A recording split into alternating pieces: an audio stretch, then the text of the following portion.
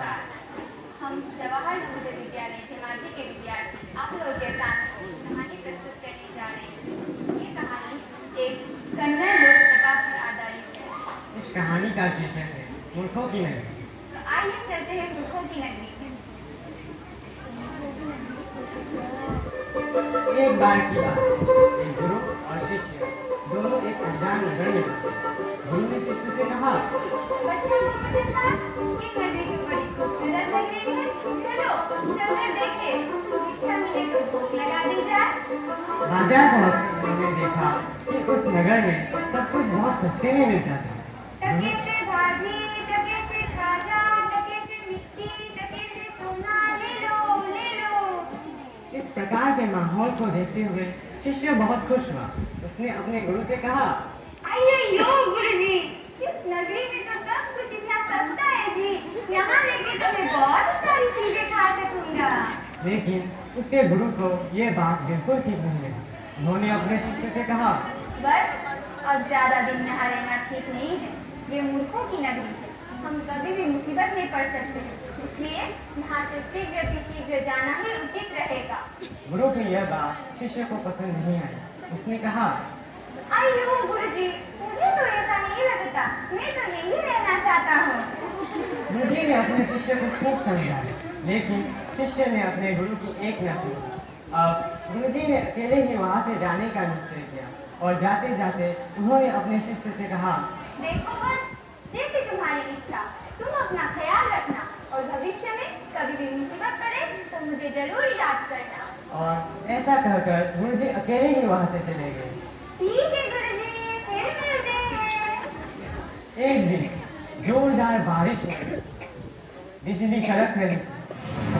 एक चोर एक व्यापारी के घर चोरी करते भागते समय उस घर की दीवार उस पर गिर पड़ी और उसकी मौत हो गई। इस बात की शिकायत लेकर उस चोर का भाई राजा के पास पहुंचा। उसने राजा से कहा, दुहाई हो महाराज, दुहाई हो, मेरा भाई, मेरा इकलौता भाई बेचारा चोरी करने गया था, व्यापारी की बेकार दीवार की वजह से वो मर गया, न्याय हो महाराज, न्याय हो। व्यक्ति की बात सुनकर राजा ने व्यापारी को बुलाने का आदेश दिया। व्यापारी दौड़ा दौड़ा दरबार पहुंचा। राजा ने व्यापारी को गरज कर कहा, देखो मूर्ख, तुम्हारी बेकार दीवार की वजह से आज एक सीधे साधे चोर की मौत हो गई। अपराध के लिए मैं तुम्हें फांसी की सजा सुनाता हूँ। व्यापारी घबरा कर बोला, नहीं महाराज, नहीं, दरअसल इसमें मेरी कोई गलती नहीं, गलती तो उस कारीगर की है जिसने ये दीवार बनाई थी, मुझे बख्श दीजिए महाराज। राजा ने हुक्म दिया। कारीगर को बुलाया जाए। कारीगर आया। जैसे ही उसे सारी बात पता चली, वो राजा के सामने गिड़गिड़ाने लगा। उसने राजा से कहा, महाराज, महाराज, जिस समय मैं ये दीवार बना रहा था, वहाँ से एक सुंदर सी नर्तकी जाया करती थी। आहा, कितनी सुंदर थी वो, बिल्कुल कैटरीना जैसी आंखें, माधुरी जैसी चाल, उसकी पायल की आवाज, छम छम छम छम छम छम। उसी की वजह से मेरा ध्यान भटक गया महाराज, और दीवार में मसाला कम पड़ गया। राजा ने नर्तकी को बुलाने का आदेश दिया। बूढ़ी नर्तकी आई और मामला पता चलने के बाद बताई, महाराज की जय हो, महाराज की जय हो। उन दिनों मैं सिर्फ मुतमन के यहाँ जाया करती थी, शायद कारीगर ने मुझे उसी समय देखा होगा, परंतु महाराज सिर्फ मुतमन तो मर चुके हैं। अरे इन्हीं के पिता तो थे सिर्फ मुतमल। नर्तकी ने व्यापारी की तरफ इशारा करते हुए कहा। अब घूम फिरकर सारा इल्जाम व्यापारी के ऊपर आ गया और राजा ने व्यापारी को फांसी की सजा सुना दी। लेकिन ये क्या, व्यापारी की गर्दन तो बहुत छोटी थी। फिर राजा ने हुक्म दिया, व्यापारी को छोड़ दो और उसकी जगह किसी मोटे गर्दन वाले आदमी को लाया जाए। बहुत ढूंढने के पश्चात सैनिकों ने गुरुजी के शिष्य गोवर्धन दास को पकड़कर दरबार में पेश किया। गोवर्धन दास को अपने गुरु की कहीं बात याद आ गई और वो गुरुजी को पुकारने लगा, अयो गुरुजी, आप कहाँ हैं गुरुजी, मुझे बचाइए गुरुजी। गुरुजी प्रकट हो गए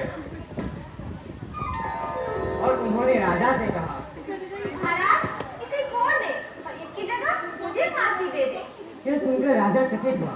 तभी उन्हें देखकर गुरुजी ने फुसफुसाकर कहा, आपको एक राज की बात बताता हूँ, ये फांसी का फंदा बहुत शुभ है, इसमें जो व्यक्ति पहले चढ़ेगा वो 10 जन्मों तक राजा बना रहेगा। अब ऐसा मौका भला कौन गवाए। यह सुनकर राजा ने कहा, अगर ऐसा है गुरुवर तो मैं स्वयं ही इस फांसी पर चढ़ूंगा। फिर राजा ने सैनिकों को हुक्म दिया कि अब फांसी के फंदे पर उस शिष्य को नहीं बल्कि उसे ही फांसी पर चढ़ाया जाए। इसके बाद सैनिकों ने जल्दी से राजा को फांसी पर चढ़ा दिया गया और इस प्रकार एक चौपट राजा अपनी ही मूर्खता से मारा गया। धन्यवाद।